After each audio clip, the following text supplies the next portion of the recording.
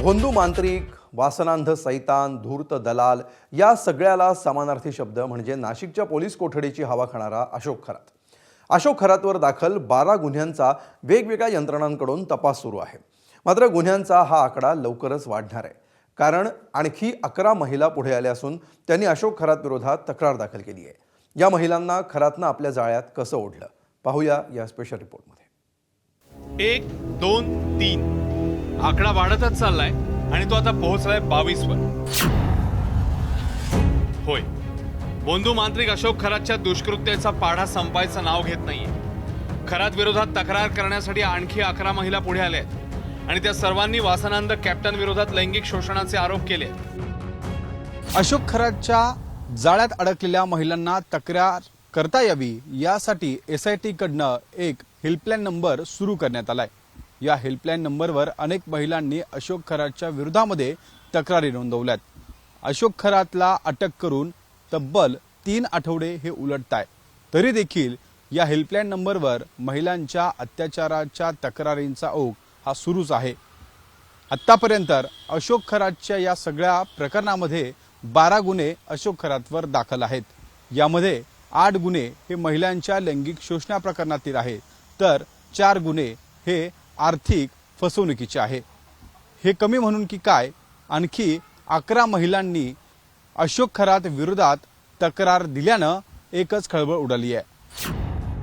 प्रामुख्याने लैंगिक शोषण आणि मालमत्ता बळकावल्या प्रकरणी या तक्रारी करण्यात आल्या. खरातने ऊर्जादान आणि शरीर शांतीच्या बहाण्याने महिलांचं लैंगिक शोषण केल्याचा आरोप तक्रारदार महिलांनी केलाय. ज्या महिलांनी खरात विरोधात आवाज उठवण्याचा प्रयत्न केला त्यांच्या पतीला, मुलांना आणि कुटुंबियांना जीवे मारण्याची धमकी देण्यात आली. या सर्व तक्रारींची आता शहानिशा करून SIT पुढची कारवाई करणार आहे. अशोक खरातची पोलीस कोठडी संपल्यानं त्याला व्हिडिओ कॉन्फरन्सिंगद्वारे न्यायालयात हजर करण्यात आलं. एका प्रकरणात खरातला न्यायालयीन कोठडी मिळाली असली तरी SIT दुसऱ्या प्रकरणात त्याला ताब्यात घेऊन पोलीस कोठडीसाठी गुरुवारी पुन्हा न्यायालयात हजर करणार आहे. 75/26 मध्ये जो गुन्हा आरोपी विरुद्ध दुसरा गुन्हा होता, त्यामध्ये त्याचा पोलीस कस्टडीचा रिमांड राखीव 15 दिवसाच्या MCR त्यांनी मागितलेला आहे, राखीव ठेवला पोलीस कस्टडी, आणि त्याला 76/26 मध्ये वर्ग करण्यात आलं. त्याचं पोलीस कस्टडीचा रिमांड उद्या देण्यात येईल. महिलांच्या लैंगिक शोषण प्रकरणी SIT, आर्थिक गैरव्यवहार प्रकरणी ED, तर समता पतसंस्थेतल्या खात्याप्रकरणी शिर्डी पोलीस खरातची चौकशी करतायत. शिर्डीतील आर्थिक फसवणूक आणि सावकारकीच्या गुन्ह्याप्रकरणी शिर्डी पोलिसांनी तपासाचा वेग वाढवला असून समता पतसंस्थेतील 56 ते 57 खातेदारांच्या 100 खात्यांची चौकशी सुरू आहे.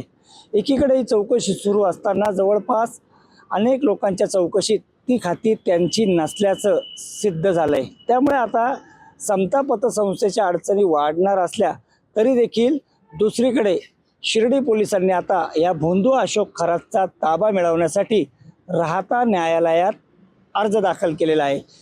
जी कल्पना खरात फरार आहे तिचा देखील शोध सध्या शिर्डी पोलिसांसह SIT पथक करते. त्यामुळे या सगळ्या घडामोडींचा विचार करता एकीकडे समता पतसंस्थेच्या अडचणी वाढत असल्या तरी दुसरीकडे या भोंदू अशोक खरातला ताब्यात घेऊन नेमकं या सगळ्या प्रकरणाच्या मुळापर्यंत जाण्यासाठी शिर्डी पोलीस तपासाची चक्र वेगानं वाढवत आहेत आणि एकूणच पाहिलं तर अनेक लोकांची चौकशी देखील सध्या सुरू आहे. अशोक खरातच्या तपासावरून विरोधकांनी सरकारला प्रश्न विचारायला सुरुवात केली आहे. हे गृह खात्याला, मुख्यमंत्री आणि संबंधित असलेल्या अधिकाऱ्यांना विचारायला पाहिजे. मागणी तर सगळ्यांनी केलेली आहे. अजून ती चौकशी का लांबते? का तिथे प्रकरण त्या ठिकाणी थांबवण्याचा प्रयत्न होतो का कुठे चालढकल करण्याचा प्रयत्न होतो का दाबण्याचा प्रयत्न होतो? हे प्रश्न तुम्ही त्यांना विचारणं गरजेचं आहे. मला वाटतं की आता SIT त्यांच्या पद्धतीने काम करत असताना आता त्यामध्ये ED सुद्धा आलेली आहे. पण तुम्ही सांगितल्याप्रमाणे ज्यांची नावं येत आहेत त्यांच्याबद्दलची प्राथमिक चौकशी किंवा काय अहवाल आहे हा त्यांनी त्याप्रमाणे खुलासा करणं गरजेचं आहे. मनसे अध्यक्ष राज ठाकरेंच्या पत्नी शर्मिला यांनी एकूणच भोंदूबाबांच्या नादाला लागण्याच्या मानसिकतेवरून फटकारलंय. तुम्ही विनंती करीन, तुम्ही या भोंदूबाबांकडे जाणं बंद करा. काय आहे म्हणजे काय चाललंय, आपला समाज कुठे चाललाय? म्हणजे आपण महाराष्ट्र हा समाज सुधारक किती लिस्ट आहे हो आपल्या, संतांपासून हुशार माणसांपासून सायंटिस्ट पासून साहित्यिकांपर्यंत. काय म्हणजे लोक वेडे झालेत का काय कळत नाही मला. आधी भोंदू मांत्रिक खरात कडून झालेलं महिलांचं लैंगिक शोषण, मग स्वतःला पत्रकार आणि सामाजिक कार्यकर्ता म्हणून घेणाऱ्या रवींद्र एरंडेकडून महिलांवर झालेला लैंगिक अत्याचार हे कमी म्हणून की काय? नाशकातल्या अशा प्रकरणांमध्ये भर पडली आहे ती एका बहुराष्ट्रीय कंपनीतल्या महिलांच्या मानसिक आणि लैंगिक छळाची. महिला कर्मचाऱ्यांच्या तक्रारीनंतर नाशिकच्या मुंबई नाका पोलीस ठाण्यात गुन्हे दाखल करण्यात आले आहेत. 6 जणांना अटक झाली आहे. या प्रकरणाच्या तपासासाठी SIT देखील स्थापन करण्यात आली आहे. नाशिक शहरातील एका नामांकित बहुराष्ट्रीय कंपनीमध्ये महिलांचा विनयभंग, लैंगिक अत्याचार, मानसिक अत्याचार आणि धार्मिक भावना दुखवल्याचे एकूण 9 गुन्हे दाखल करण्यात आलेले आहेत. त्यामध्ये आतापर्यंत 6 आरोपींना अटक करण्यात आलेली असून गुन्ह्याचे गांभीर्य, व्याप्ती पाहता गुन्ह्याच्या तपासाकरता SIT स्थापन करण्यात आलेली आहे. माननीय पोलीस आयुक्त श्री संदीप कर्णिक सर यांच्या आदेशान्वये SIT स्थापन करण्यात आलेली असून पुढील तपास SIT करत आहे. 8 दिवसापूर्वी त्या पिरियडमध्ये अटक करून आरोपींना मेहरबान कोर्टात हजर केलं होतं. त्यामध्ये त्यांना जवळपास 6 दिवस PC भेटली होती.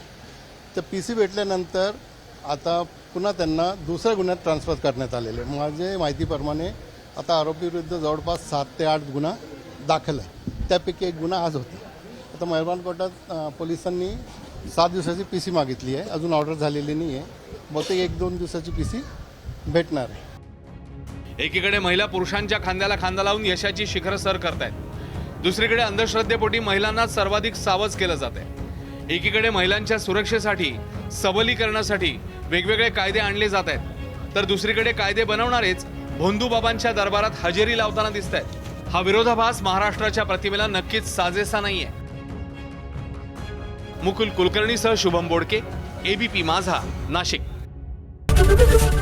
ABP माझा, उघडा डोळे बघा नीट.